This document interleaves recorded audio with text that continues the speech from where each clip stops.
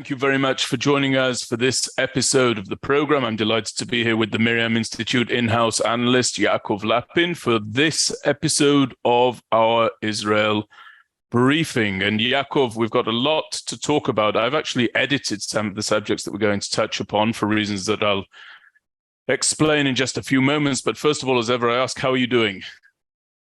I'm doing well. Thank you, Benjamin. I'm talking to you from my new office, which I'm enjoying the new facilities. And, you know, the obstacles of working from home are becoming very apparent for me once that environment changes a little bit.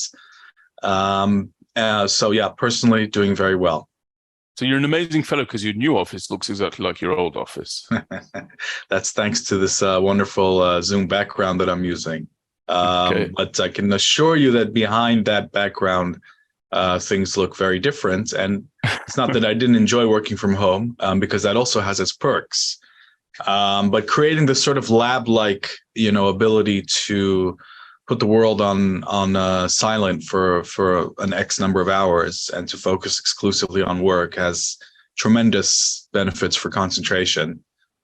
So, you know, it's definitely a move that I'm happy with at this stage. I'm very pleased. I'm glad that you went on and got the office. I know it was something that we discussed from time to time, and I wish you every success there. I hope you go from strength to strength there.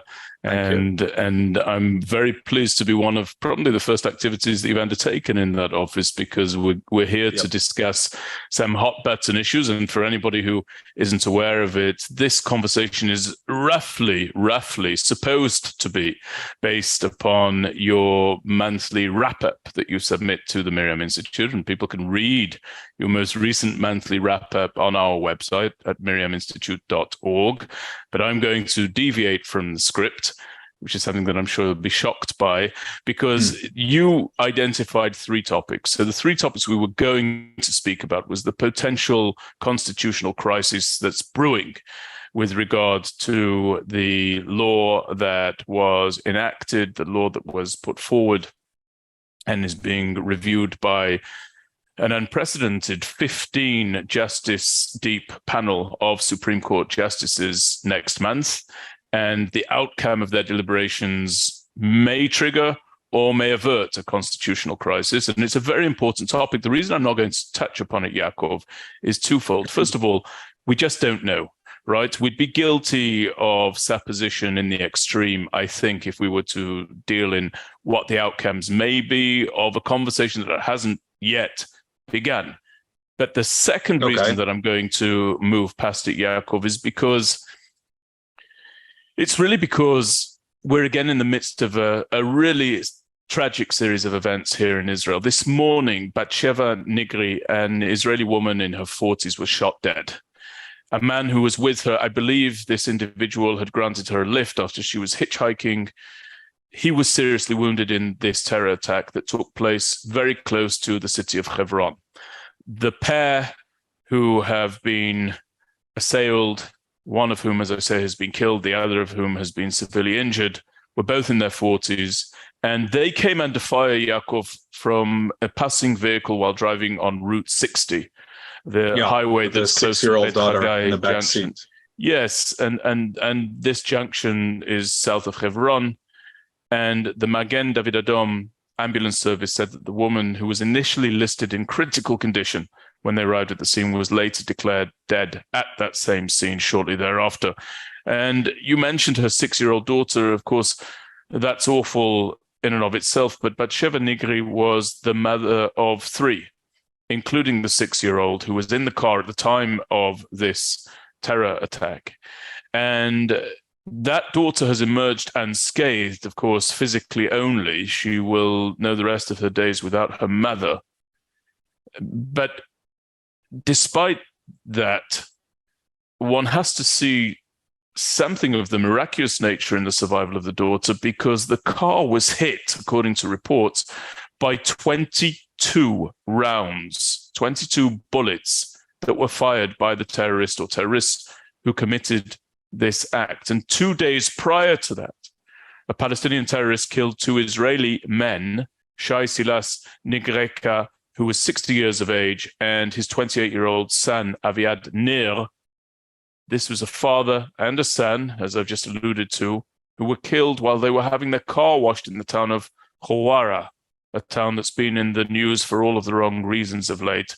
So Yaakov, sorry that we have to dive into this. I wish that the circumstances weren't as they are, but aside from the horrific nature of these crimes and the strength, comfort, and of course condolences that we send to the family and the loved ones of those who have been murdered, tell us what you think we're looking at here. We're looking at a prolonged escalation, and the word escalation may not be sufficient to describe what's happening in the West Bank and Judea and Samaria, because an escalation tends to mean that it's limited in time.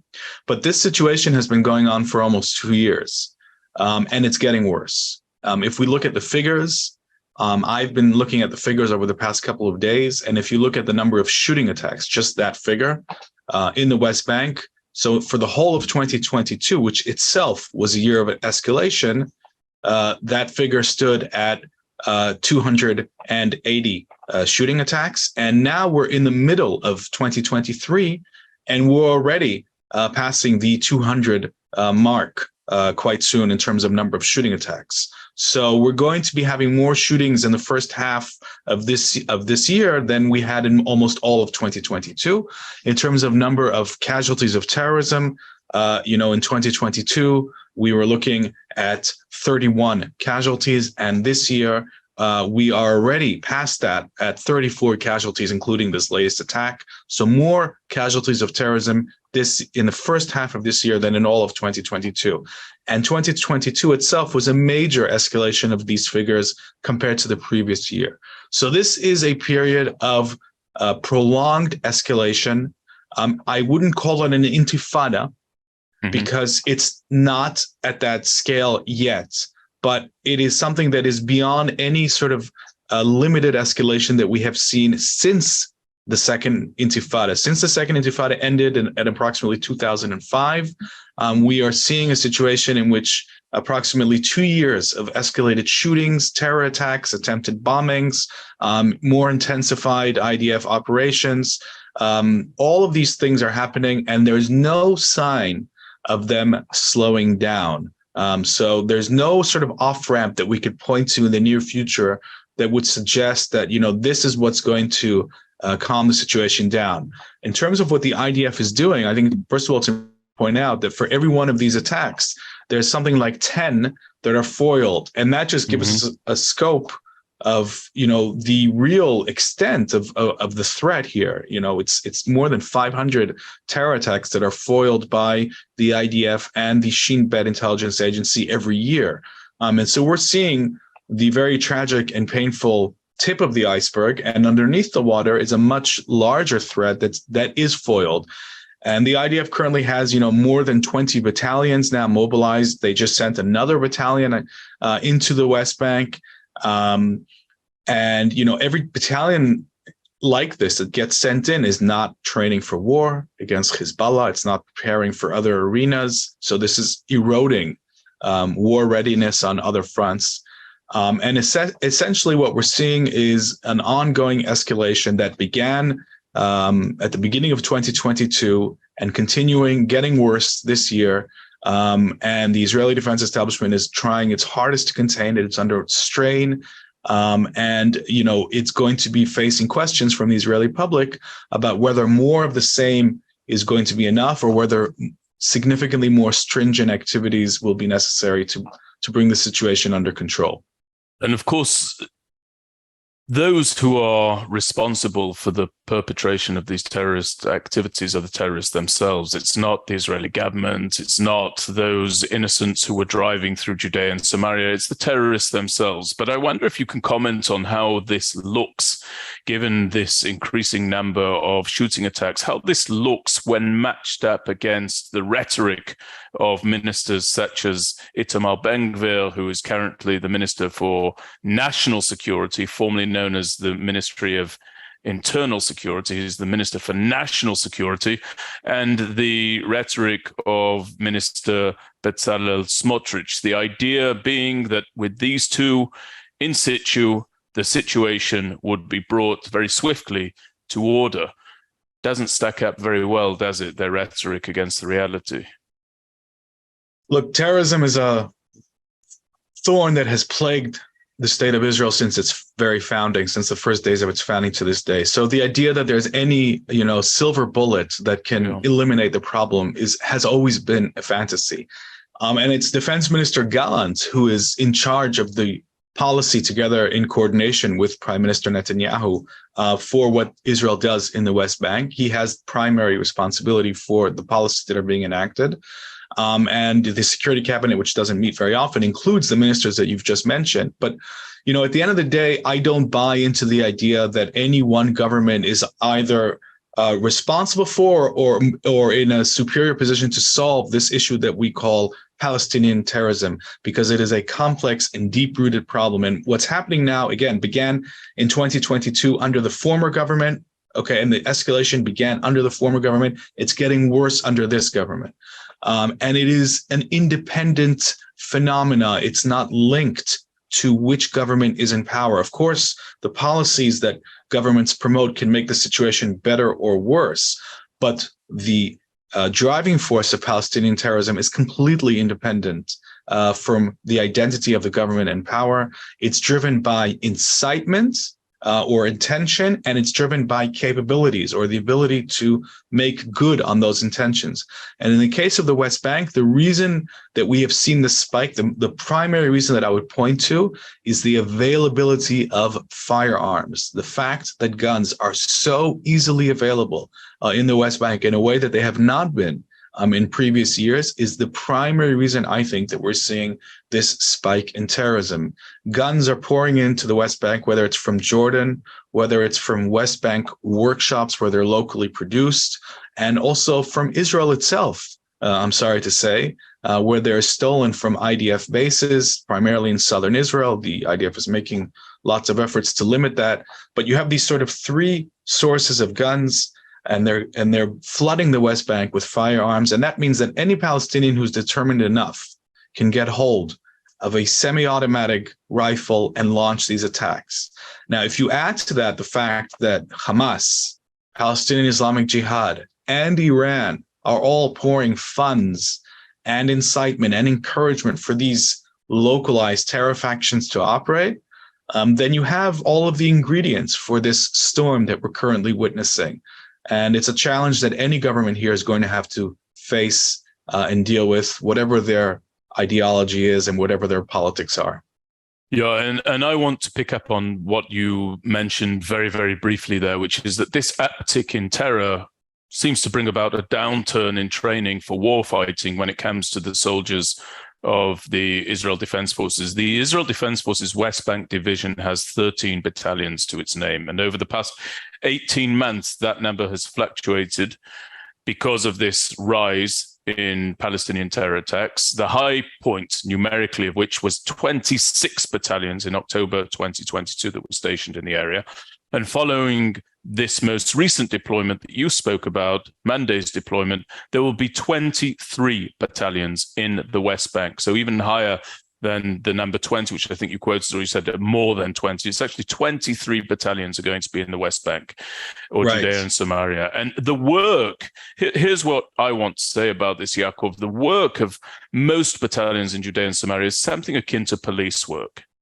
Most of them. Now, that is not the case for all by any means, and police work is not a full and fair and correct and accurate description of the activities of the soldiers who are stationed in those areas. But the work they undertake, let me tell you this, is very far indeed from the war fighting for which the Israel Defense Forces actually exists and for which it was founded. Now, the West Bank Division, with these 13 battalions under its command, when it goes from 13 battalions to 23 battalions, that means that something is very, very off. And doing so, to speak this out to our listeners, doing so, namely making this leap from 13 battalions to 23, it leaves a significant gap in our wartime readiness, not just the training. And wartime readiness is actually something for which the Israel Defense Forces is repeatedly pilloried whenever a major operational war is followed by a domestic Israeli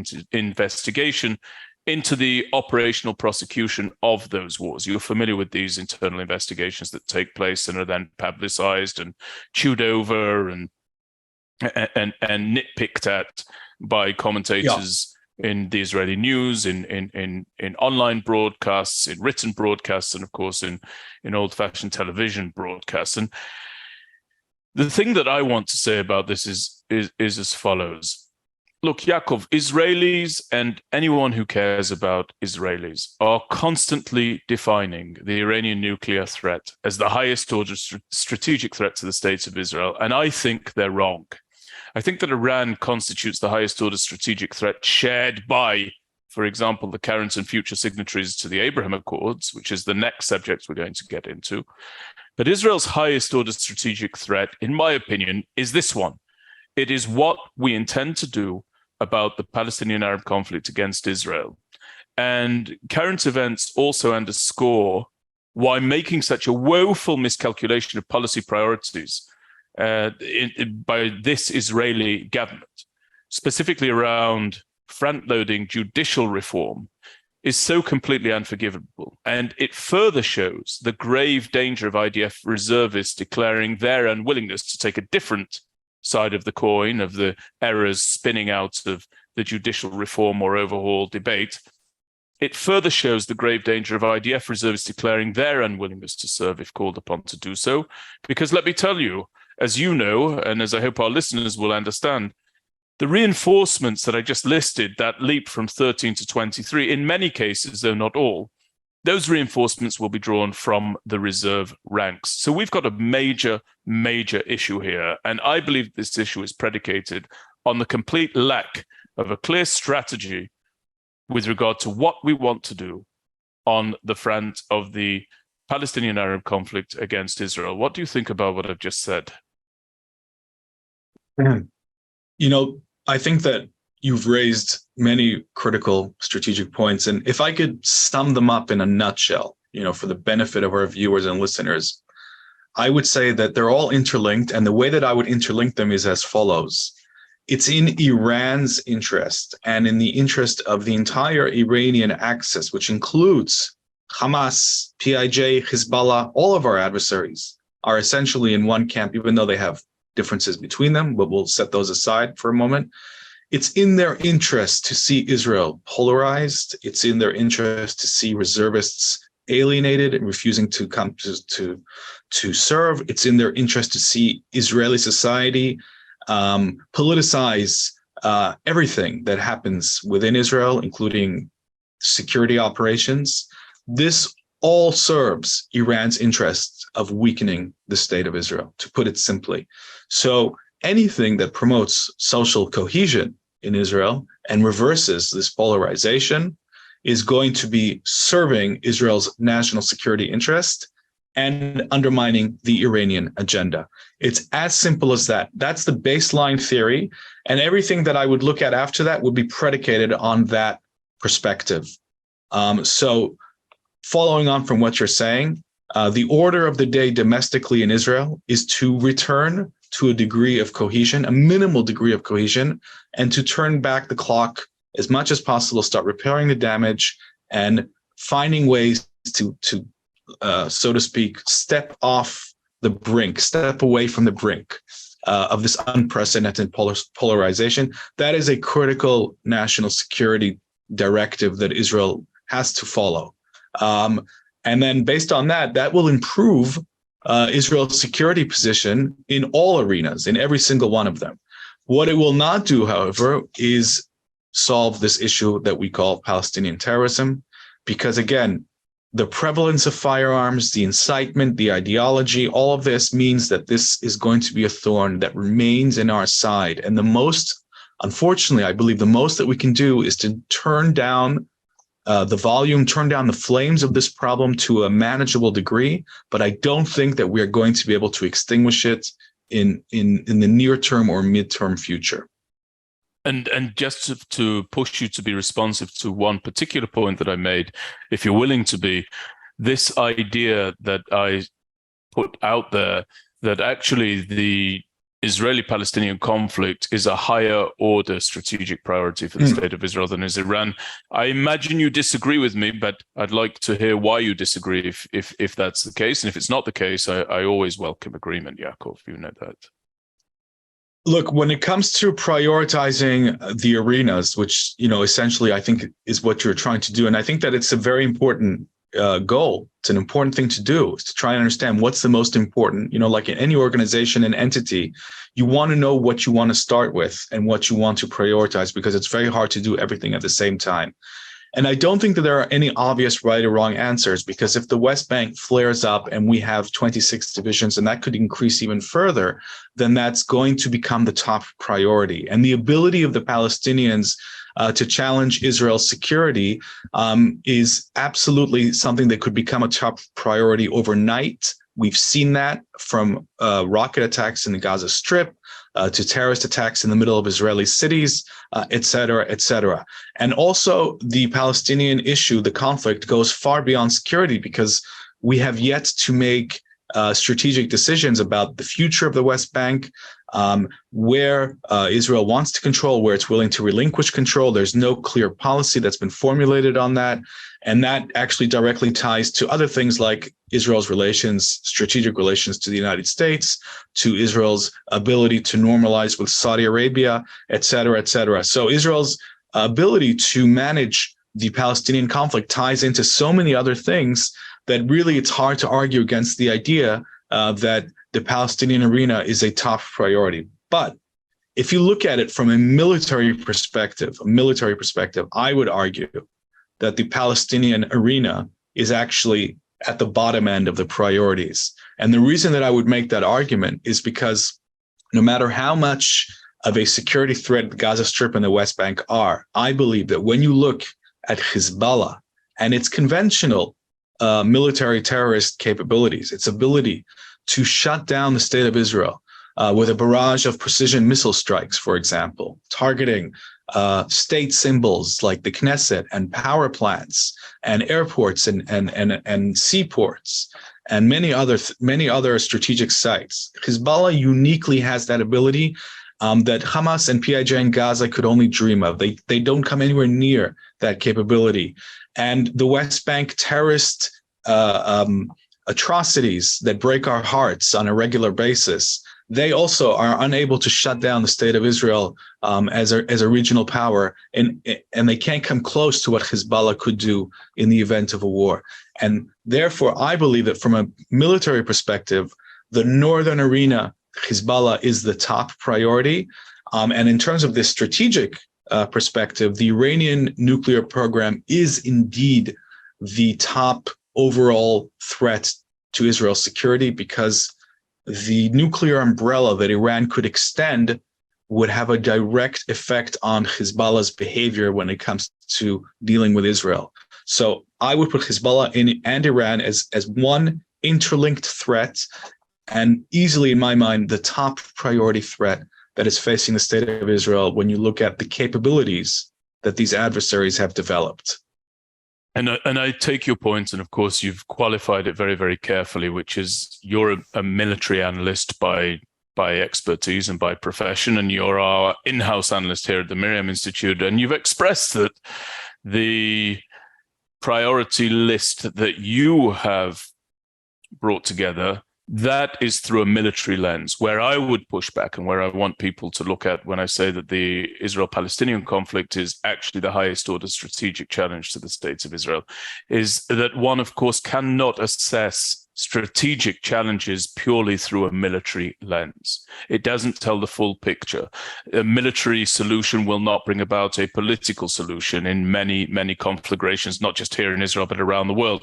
One has to look at the diplomatic implications. One has to look at the implications of international relations. One has to look at the implications upon alliances, even long-standing alliances. And when one thinks about Hezbollah, one would be hard-pressed to consider that a key ally of the States of Israel, the United States of America, Great Britain, France, whomever, would come forward and express their support for Hezbollah's bombardment of the State of Israel pretty much in its entirety, at least the capacity and the ability to do that. Obviously, Israel will respond. Obviously, Israel will overcome, in my belief and in my assessment, but nobody's going to come along and be the cheerleader of Hezbollah's launch against innocent civilians and infrastructure in the states of Israel.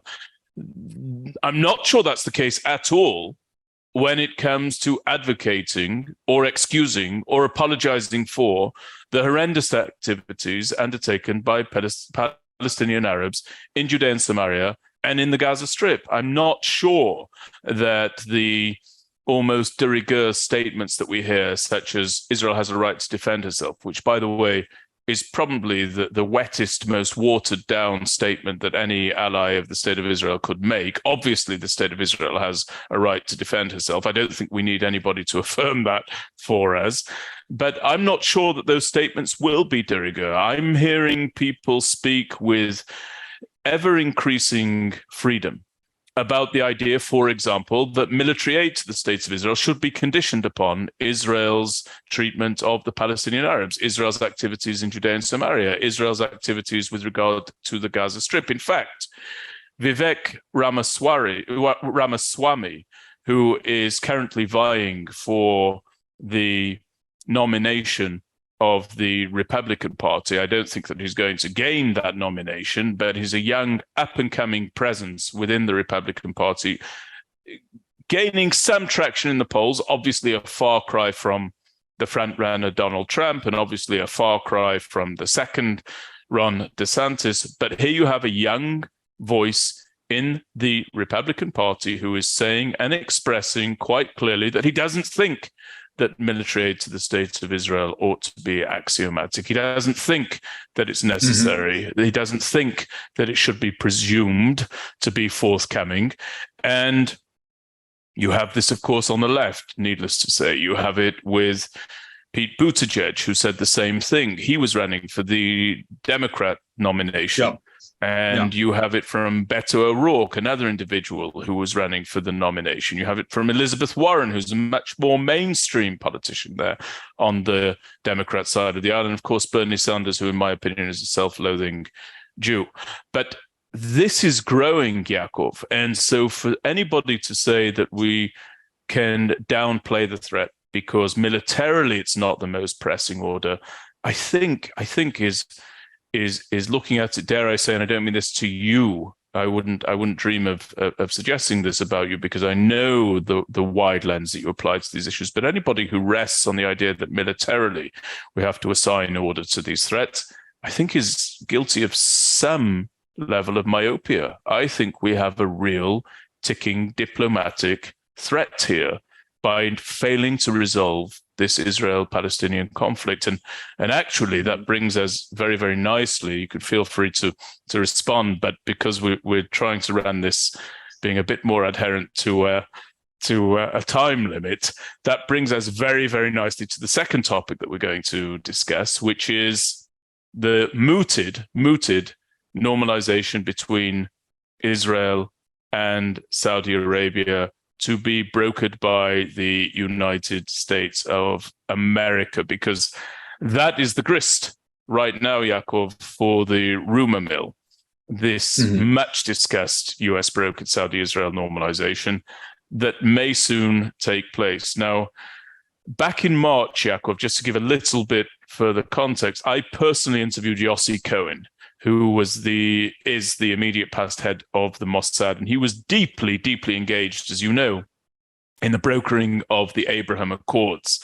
He was something of a lead diplomat in that effort. You'll remember that at that time, foreign minister was Gabi Ashkenazi, former chief of the general staff, and Benny Gantz was in a rotation with Prime Minister Netanyahu at that time, an ill-fated rotation that never actually came to pass.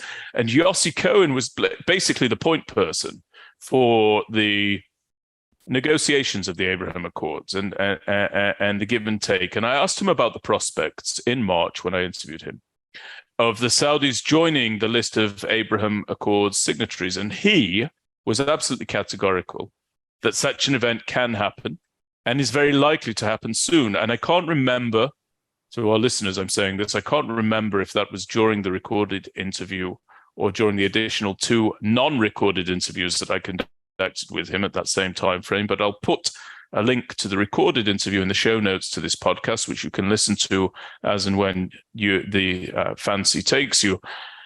But in your brief, Yaakov, you wrote that on August 14th, Saudi Arabia announced that it had appointed its ambassador to Jordan, Naif bin Bandar al-Sudari, as non-resident ambassador to the State of Palestine and consul general in Jerusalem.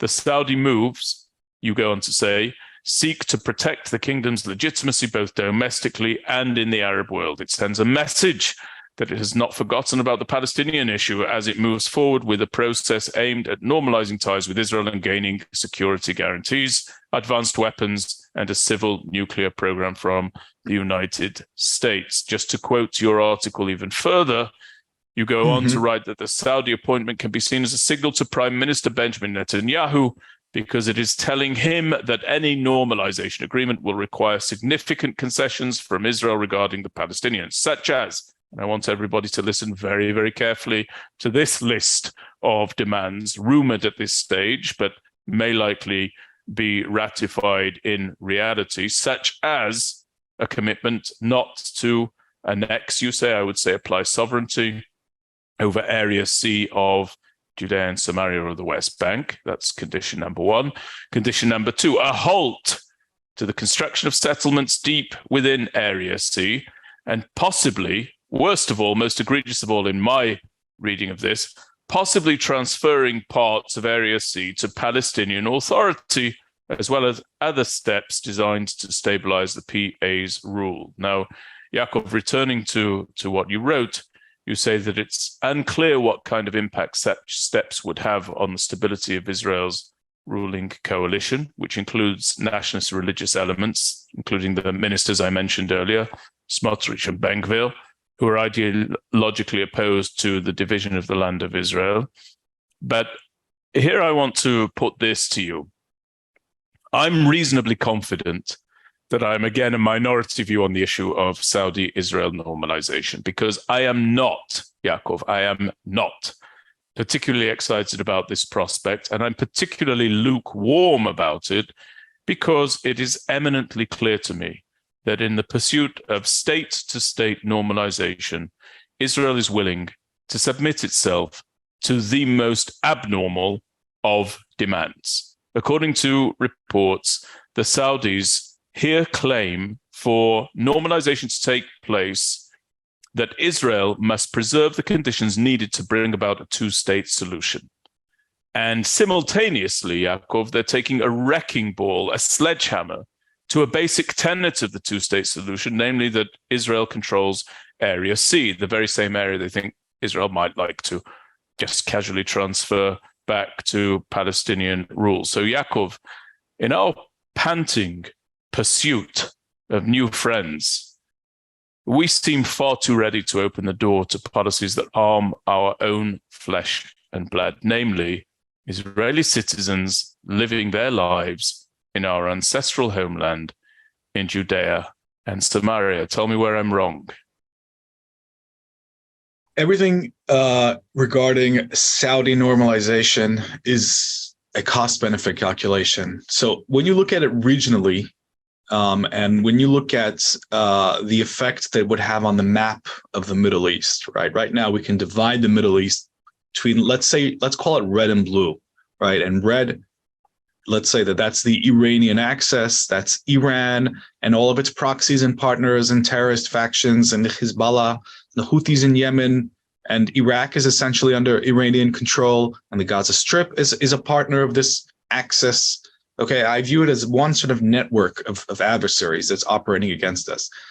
And on the blue side is Israel, the Abraham Accord states, and unofficially, hasn't officially joined the blue side, although it's obviously very much there, is Saudi Arabia. Saudi Arabia is the crown jewel of the Middle East in terms of being an Arab power with the strongest economy, with a strong military capability, and with a powerful geostrategic weight that it can throw around the region.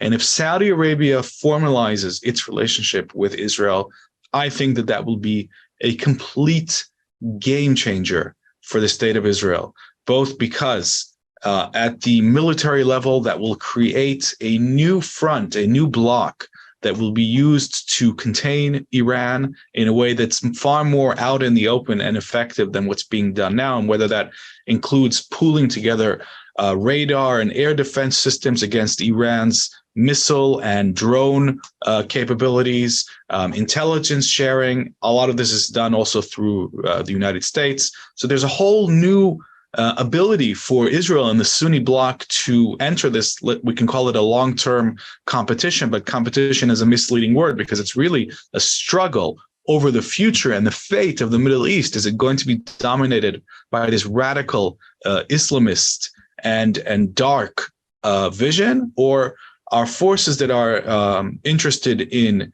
stability and prosperity and a bright future, will they prevail? And if Saudi Arabia and Israel are able to enter into a formal agreement and to establish relations and pool their resources together, that will be a huge step in my mind towards the brighter vision for this region, and a real blow. I think there's a reason why the Iranian leadership is very, very frightened of this development, because it will represent a real blow to its attempt to cower the Sunni states, intimidate them, and to dismantle Israel's influence in the region as it encircles it with its proxies. So that's the sort of big view.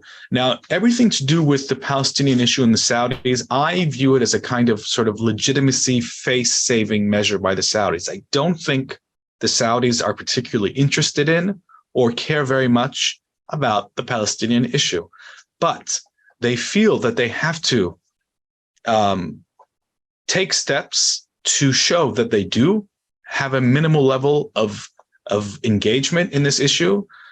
Because if they do normalize relations with Israel, they're going to have to explain that step to the conservative elements within the Saudi kingdom and to other forces in the Middle East that are not quite on board when it comes to normalizing with Israel, compared to, say, the Saudi leadership and Mohammed bin Salman, who is the de facto leader of Saudi Arabia. So they need to take care of their legitimacy.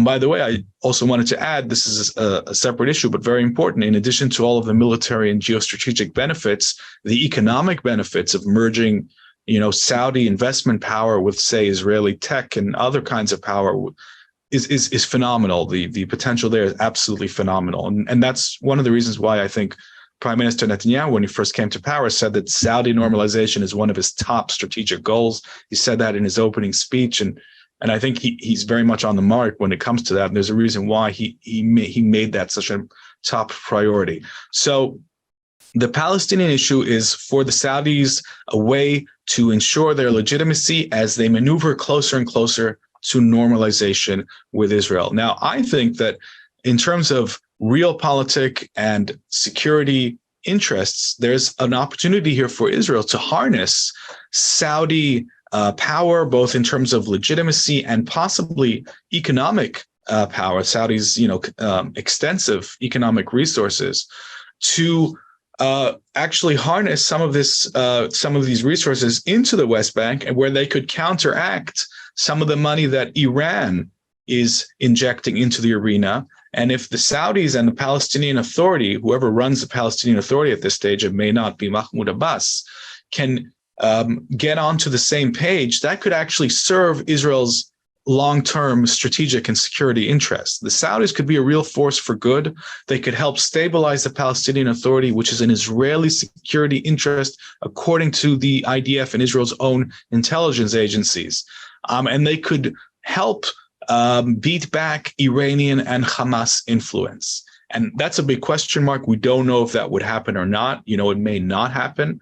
But certainly there's a lot to explore here. And I don't think that we need to look at it as an either or situation. There's a lot of statements being, thrown out into the air. A lot of these are designed, I think, again, to protect the legitimacy of the Saudis and others that are involved.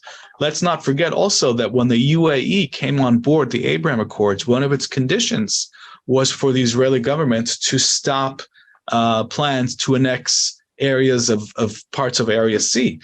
And the Israeli government complied under Prime Minister Netanyahu, because it made the calculation that this was more of a strategic benefit than proceeding with those plans. So I think, there's a complex set of cost-benefit analysis here. And if you have a steady hand that's aware of what Israel's core security interests are, its red lines, then I think it's possible to walk down this avenue and to gain tremendous benefits if it's managed correctly.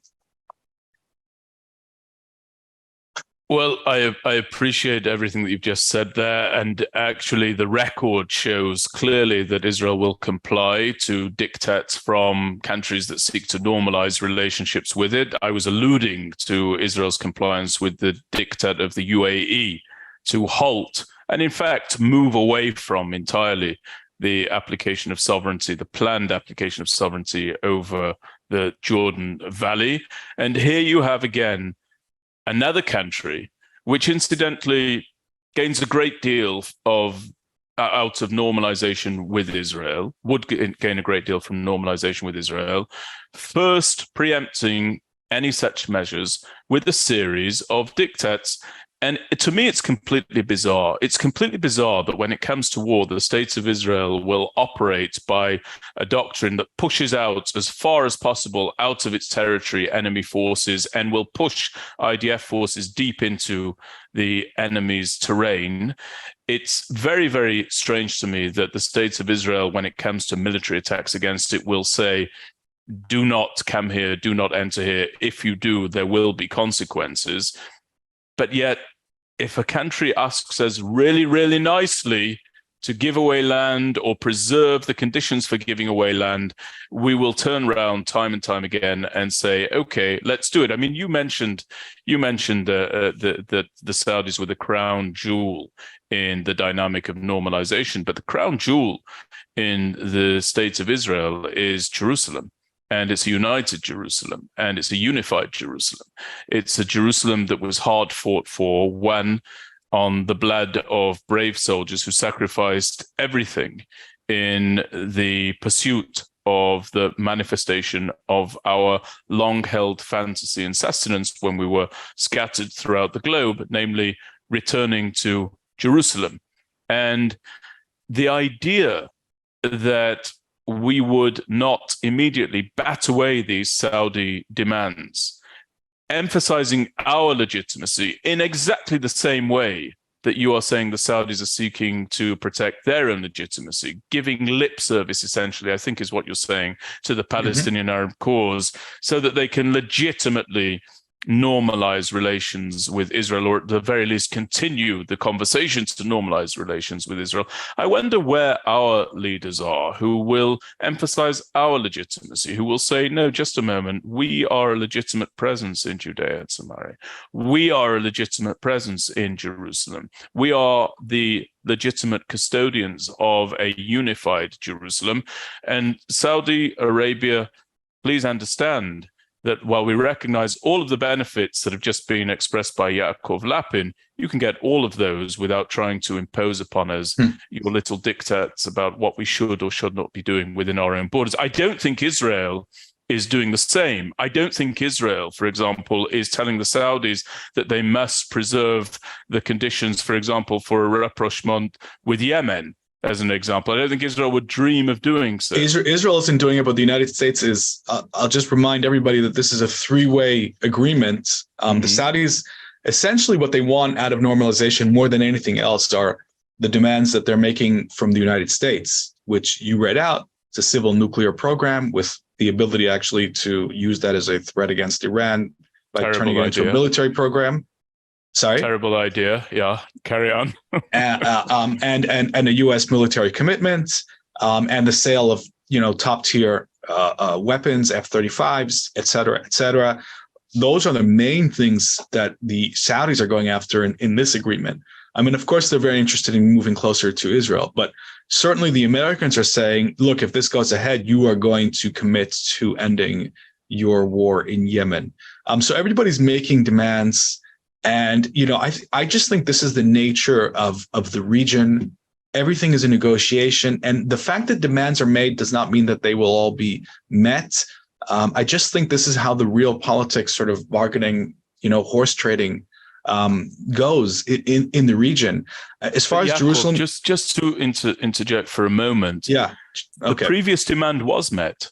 There was an open demand by the ambassador of the UAE in an opinion piece that I believe he published in the Washington Post, if memory serves, where he expressed, in order for normalization to come about, you're going to have to halt this initiative of applying sovereignty over the Jordan Valley. And that demand was met. Now, it was met for the reasons that you said. It was met because Prime Minister Netanyahu gamed this out, and he decided this is strategically of greater importance to Israel, this normalization, than the plan to apply sovereignty, except it merely marks the starting point for the next negotiation. And piece by piece, now we have this conversation about Israel withdrawing from Area C. What a completely bizarre development. And by the way, I know that the Americans are saying what they want of the Saudis, but I do not understand why the Saudis should be able to say what they want of Israel, and the Israelis are not able to say what they want of the Saudis, namely to drop these ridiculous terms and conditions. They can't. Anybody can say anything they want, especially behind closed doors. Why don't we? Why don't we try that? First of all, in terms of what's happening behind closed doors, I will just say, let's be humble. We don't know what Israel's response to some of these demands have been.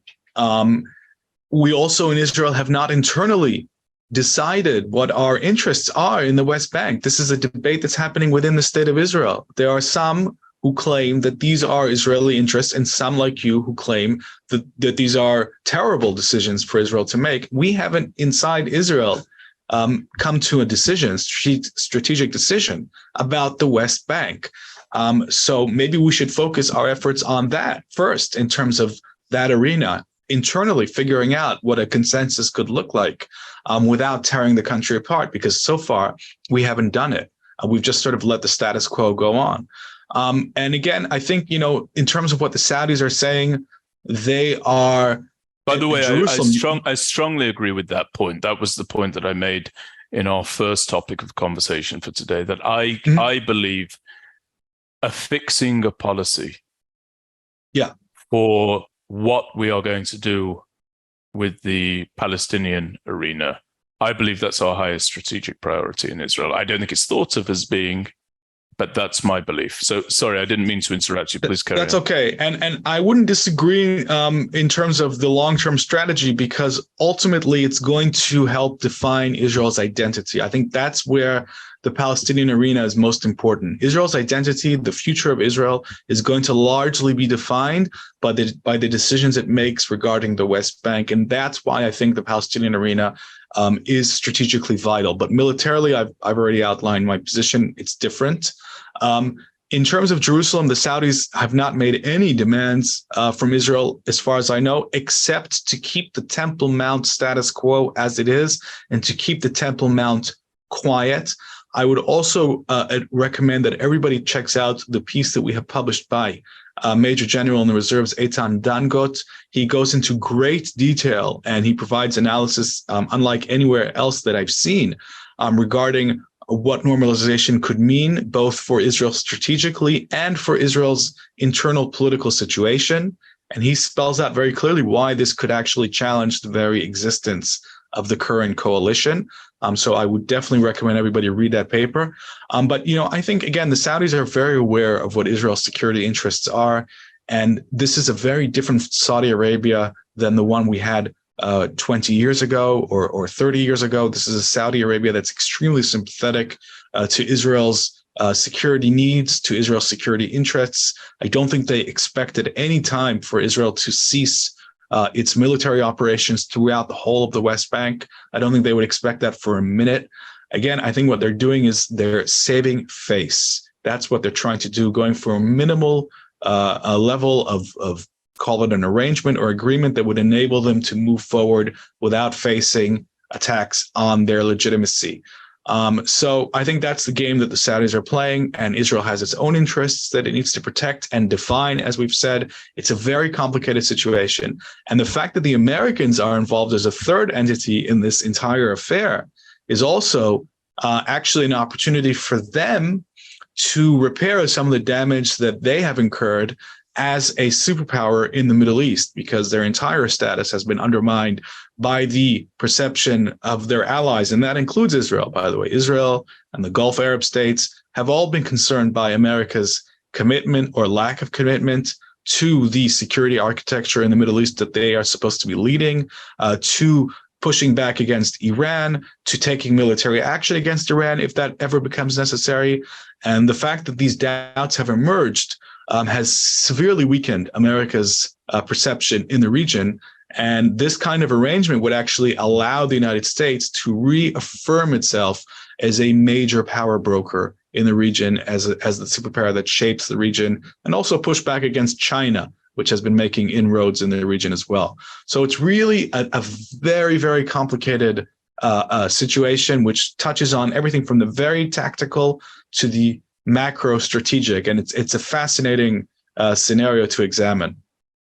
Yeah, and it would be great to see the United States reassert itself here in the Middle East. It would be wonderful to see it come back as a major player, and it would be great to see it deter a rising Chinese presence here. And also when it comes to power brokering and diplomacy, we've seen, of course, the rapprochement between Iran and Saudi Arabia, and that really raises another issue for me here with all of this. So I've spoken to you about my objections to these demands for, by the way, Yaakov, a central aspect of the two-state solution is the partition of Jerusalem.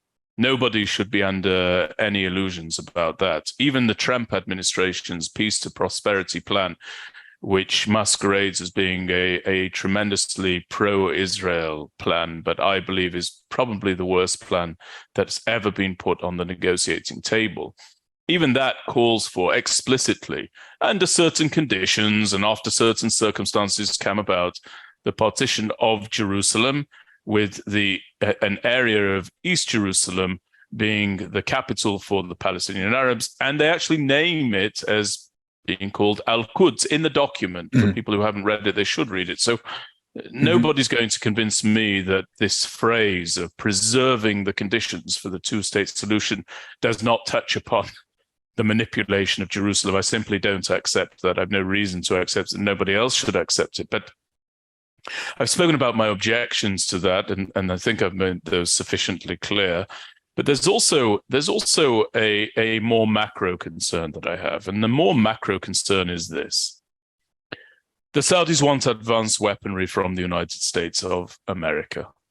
Now, that will not, I don't believe, subsume Israel's congressionally guaranteed qualitative military edge, but I'm sure it will reduce the margin. So that's one challenge. Secondly, a civil nuclear program that is very likely to set off a series of copycat pretenders, including Egypt, including Turkey, including others. That should be of grave concern to Israel. And also, I just don't know how much stock I currently put in the idea of a limited security pact between the United States and, frankly, anybody in this region. Those are some areas of concern. But here's another dynamic that I'd like you to game out with me. I believe that the Iranian nuclear threat is going to be decided in the coming years, one way or the other. Now, a few years ago, I interviewed on Capitol Hill Yaakov Perry, who's the former head of the Shin Bet, of Israel's internal security forces. How would you describe the Shin Bet in English? The Internal Security Domestic Intelligence.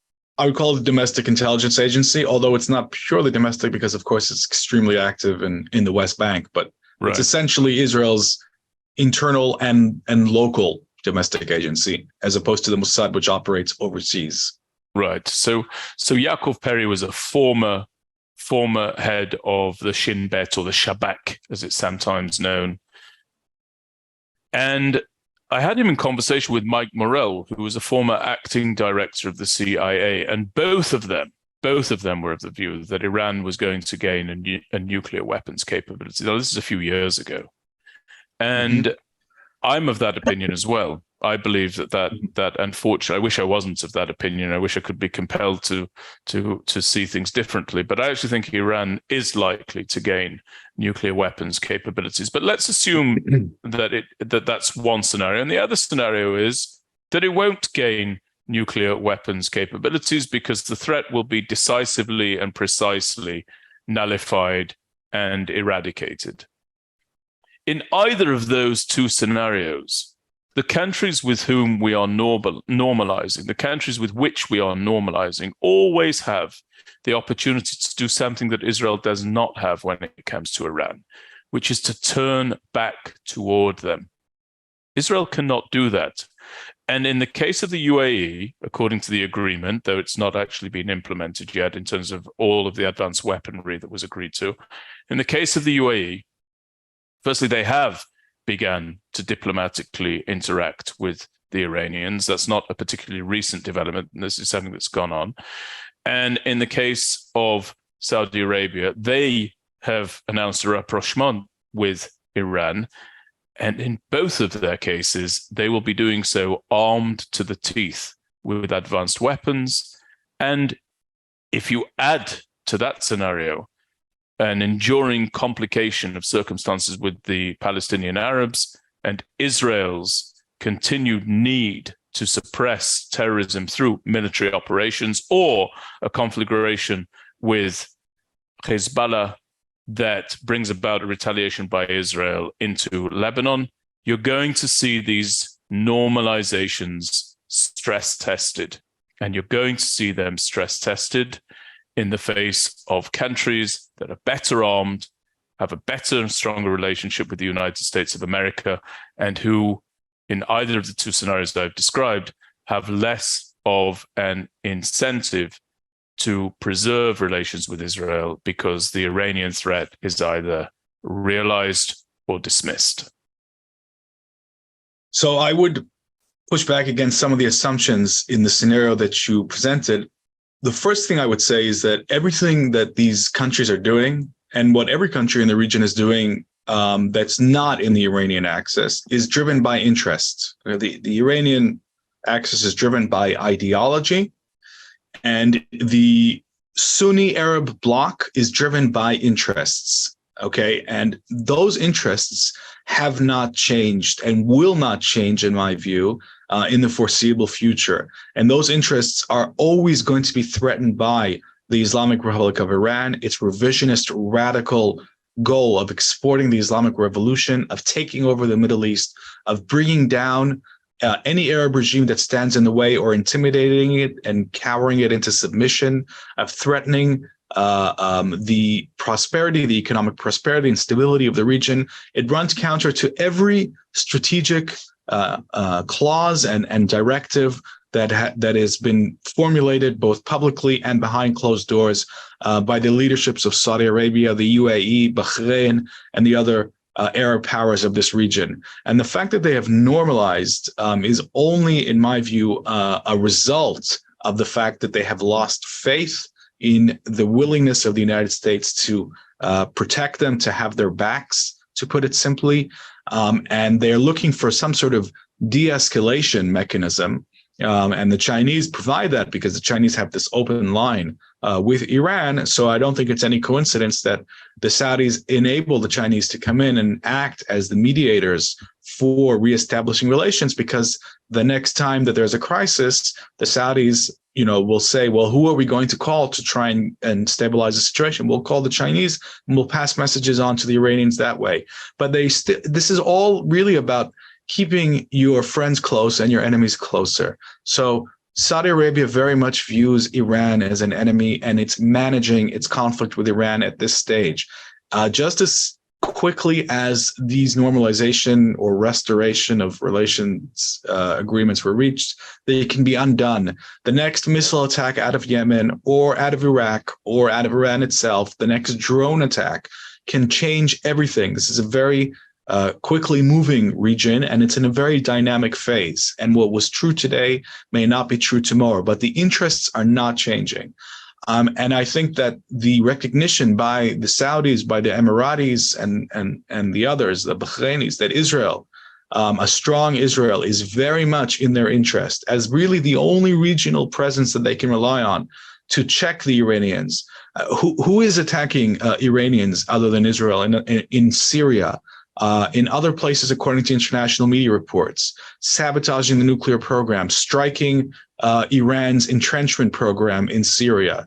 The only country in the world that's doing that week in and week out is the state of Israel. And that's why behind closed doors, in my view, the Gulf Arab leadership looks to Israel as a shield to help push the Iranian threat back. If you want to know what the future of the Middle East should look like, as far as the Saudis are concerned, you can look you don't have to look any further than the 30-year program that the Saudis have published, in which they want to create enormous degrees of prosperity, diversify their economy, turn into a business hub. They're building a city on the Red Sea. They very much want Israeli technology to be a part of it. None of this fits in with the vision that the supreme leader Khamenei has for this region. And so this clash is going to continue. The only question is how it's managed and who is going to be, what role each side is going to play in long-term confrontation. So that's why I think that the assumption that the interests of the Saudis will change, I think is not correct. What might happen is that the Saudi leadership could change. And that, even though it's very unlikely, that's something that is we can't ignore that threat. And that's why this issue of qualitative military edge is so important, not because of the current Saudi leadership. If we could look into a crystal ball, and if we could know that the current Saudi leadership will never change, then QME will become a lot less important in my view. But because we don't have that crystal ball and we don't know who's going to be ruling these countries in the future, we have to have some kind of safety mechanism to make sure that even if there's a drastic change in leadership, that still will not create an acute and critical challenge, at least not immediate, to the security of the state of Israel. The last thing I would say about this is that we have to live in the real world. And what I mean by that when I say that is that if the United States doesn't help the Saudis build a civil nuclear program, the Saudis will find somebody else to do that. It's not like they can only go to the United States. They can go to China, they can go to Russia, they can go to others, and they can get help to build nuclear program sites. So if the United States is involved, that could actually give the Americans some leverage to controlling the program. So that's something to keep in mind, and it could be a reason to actually, give the green light to this program if it's under some sort of American and international supervision. That's something that Ambassador, now Minister Ron Dermer, Minister of Strategic Affairs, actually expressed in a recent TV interview that I watched yesterday. I believe that it was published yesterday, that he emphasized the fact that the Saudis can go shopping for this civil nuclear program elsewhere. This is not the exclusive preserve of the Americans to bestow upon them or to sell to them. So I take your points about that. My point about this arming to the teeth of these countries is that it does reduce the depth, breadth, size, scope of Israel's qualitative military edge. I do not know that is going to remain across a long enough timeline the resolve or the viewpoint of a preponderance of the US Congress that Israel needs to be in possession of a qualitative military edge. I don't know. We see things shifting there as well. I've said that earlier on in this program. We'll live and learn, but I think that the arming of these countries with these advanced weapons without knowing where these countries are going, I think that Israel has to watch that very, very, very carefully indeed. And I think Israel has to be very careful. I'm sure it will be very careful about what it agrees to and what it does not agree to for the sake of normalization, because normalization can be here one day and it can evaporate on a different day. And I'm always, for very, very different reasons, and then I'm actually going to jump onto the last point, Yaakov, because we're up against the just before you do, I'll just say one thing. I'm always reminded of the dynamic with Turkey, right? You remember how close, and they're not the only ones, but but how close we were, the military training, the exchanges, and then comes one incident on the high seas and it's a total disaster. Yeah, which was preceded by the rise of a Muslim Brotherhood figure to power. Absolutely, I take the point. I'm sorry, because I don't want to let this escape people's understanding. It really came to a head over what I'm describing here, which is I believe it was Operation Cast Lead. I think it was Operation Cast Lead in 2008, 2009. Erdogan sitting there on the stage at Davos with Shimon Peres, storms off the stage, accuses Shimon Peres of being everything and anything, shows his true colors as an anti-Semite, incidentally, in subsequent years. This is what can happen. And it can happen. And now he's trying to reverse that. Back. Sure. Yeah. Sure. You were going to make another quick point, and then I'm going to push us on about arming the Sunni Arabs. So there's another way of looking at this, right? If we don't want to be the only ones who will, when push comes to shove, end up fighting the Iranians, and right now it's only us. There's nobody else doing it, right? The Saudis recently had the Chinese upgrade. Actually, they're now, for the first time, the Saudis are building ballistic missiles on Saudi soil, right? And beforehand, the Saudis got the Chinese in previous years to help upgrade their missiles. So the Saudis have a pretty extensive missile program that's underway. And I can assure you that those missiles are not aimed at Tel Aviv. They're aimed at Tehran. And I am going to make the argument that it's in Israel's interest for Saudi missiles to be pointed at Tehran. It's in Israel's interest to have more than one set of, let's call them warheads, pointed in Iran's direction. We want, just like we are surrounded by Iranian proxies and partners, and their warheads are coming at us from different directions, we want the Iranians to face multiple arenas too. And I think we need to keep that in mind. We had objections about the UAE getting F-35s. I'm not sure that we should object to the UAE getting F-35s, because the targets of those F-35s under UAE command would be Iran and its proxies. So that could be our interest. And I think we need to look at it from that perspective as well. So I'll stop there.